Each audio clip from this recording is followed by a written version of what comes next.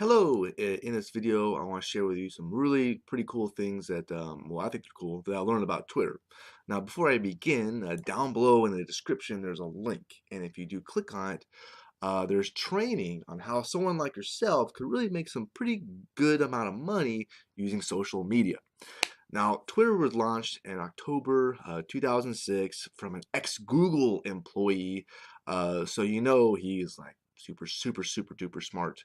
Originally, he was going to create like a podcasting platform where if you call the phone number, it would turn your message into an MP3 file that's hosted on the internet. But guess what happened? Yeah, Apple came out and with iTunes, and that idea is just no, they beat him to it. It was irrelevant. So instead of getting all depressed and butthurt, um, basically he started kind of a guy named Jack Dorsey proposed an instant messaging idea to Evan Williams because they were kind of working on it together. That whole idea about the podcasting thing, because during the creation of it, this team, these guys would often rack up hundreds of dollars in instant messaging charges on their phone bills. And this kind of reminds me of a really good quote. I like it a lot. Uh, Turn your problems into money-making opportunities. What do you think, huh? Pretty good, huh? I like that. I try to I was thinking about all my problems and how I could solve them and make money. Anyways, in the early days, how Twitter grew. Um, it really got a lot of traction at a conference called South by Southwest Interactive Conference. Uh, what happened is Twitter, it started going viral and it was seen as the happening place. Oh, people are tweeting back and forth and like, well, what are they talking about? I want to get on it, and I don't want to be the guy that's left out and left out. It was the cool place, Twitter. Everyone was having fun tweeting back and forth, I guess. And basically, Twitter had a huge presence at that event. It took advantage of the viral nature of tweets going back and forth. And as more and more people started to use Twitter, started to grow a lot, the usage would be over capacity, and the team was not prepared for this huge growth. And when this took place, an illustration appeared on the screen featuring a whale being lifted up by 8 birds to safety. Uh, and the Twitter team used this image because they thought it symbolized the acknowledgement of the problem, and they were working on it. And it was soon known as the fail whale. Um, So in the early days, tweets could only be 140 characters. Now in 2017, it actually increased it to 280 characters. This was because due to smartphones, technology increased, they can increase it as well. Everybody wins. Now, the pretty interesting thing to me is how the hashtags and retweets were kind of created, because they didn't initially have it in the old days. Some user would just include the little @ symbol, the A with a little circle around it, before another user's name to recognize them. And the Twitter team kind of put that into place, the hashtags, so people can identify a topic to comment on it, so they can find it in the sea of tweets. Uh, then retweets were created in 2010, and today Twitter is pretty successful. Okay, it's worth over $10 billion. I mean, obviously, there's other social media platforms which are probably more successful, but it's a really good one.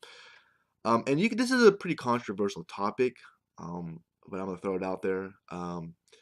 Some people could say, and I would say, that Twitter did help Donald Trump out, kind of win the whole presidency, because everybody's wondering, what the heck is this guy going to say next? Woo. He said some pretty crazy stuff, It got him a lot of attention, though, too. And this is another controversial topic, though. I don't know if you agree with this, but I think there's some truth to this, that a lot of traditional media companies, they kind of lean a certain way. And what social media gave to Trump was a way to bypass a lot of you know, the spin, they call it in politics, where they take a topic and they spin it to the way they want it to go so people can perceive it. It bypasses a lot of the traditional media and goes straight to people. So you're hearing it directly from the source. And reminds me of that old game I used to play. Remember, you ever play this back in I think it was maybe like middle school or elementary, where it's like telephone, where you relay a message to like 100 people. Next thing you know, it's completely different than what's supposed to be because people add words or take words, something like that. So you want to, he gets it directly for the people and bypass traditional media and kind of help them out a lot. So there is a lot of good things when it comes to Twitter, because it's a way that people can communicate and stuff. But there is a big danger to Twitter, not just Twitter, but any social media. You know what that is? Yeah, it could really hurt somebody's life. If you get up and say the wrong thing, and people just send it everywhere, oh man, it could be like, so it's very hard to take the tweet back if you stick a tweet out there.